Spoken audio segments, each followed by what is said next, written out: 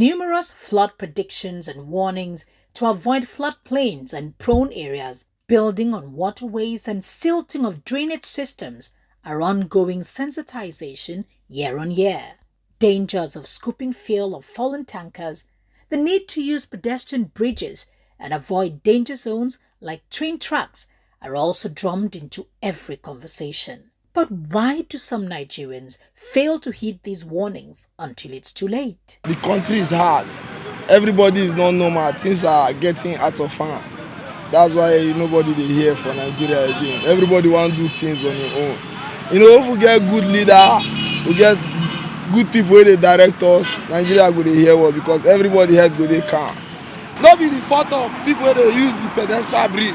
As government create the bridge, they suppose put law enforcement people wey go dey control them. If I dey there too, I go go park. Then the remaining kasala na for the person. If he survive am fine, if he no survive am, like you just see tanker fall now, you go park fuel, you go get like 10 litres 15 litres na money, and you no buy am, you go sell am, you go make money. Na wetin dey there be that. One thing about Nigeria that I observe is that we tend to do things because we see others doing it.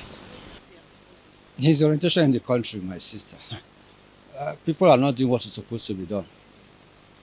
Look at corruption all over the place. The ones on the roads, it's ignorance. We have local councils, local government, they're not doing their job.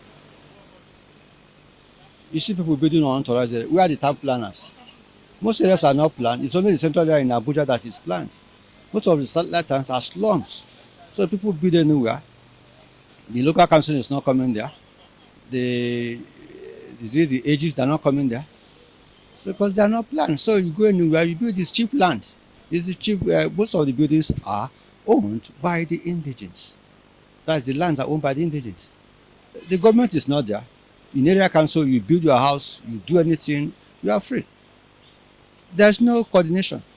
You saw people selling along the railway line. That is because they are hungry. They have to feed themselves and their family, and they don't have anything else to do apart from that. So what do you expect them to do, except that? Then the other one is that people are building in the riverine area. That one is out of negligence and stubbornness. You are seeing danger and you are entering it. That means you don't value your life. Even though the government does not value our life, you as an individual should value your life too. If there is flood, you'll be affected.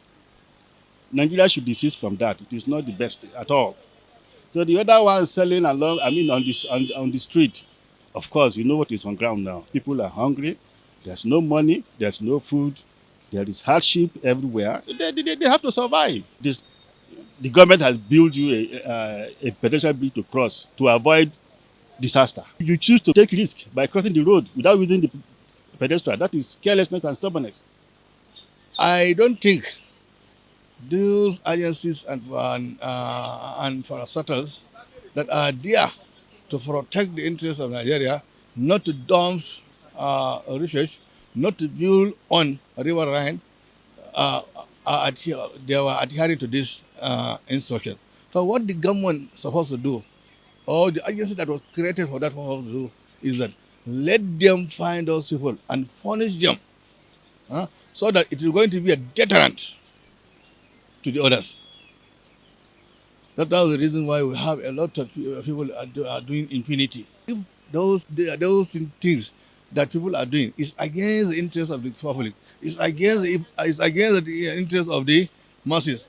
What the government is here is to protect the life and property of its citizens and do all what it can to see that all the menace and other things that is harmful to our society to be eradicated totally. No matter the excuse, life is sacred. Let's adhere to warnings to avoid untold hardship and death.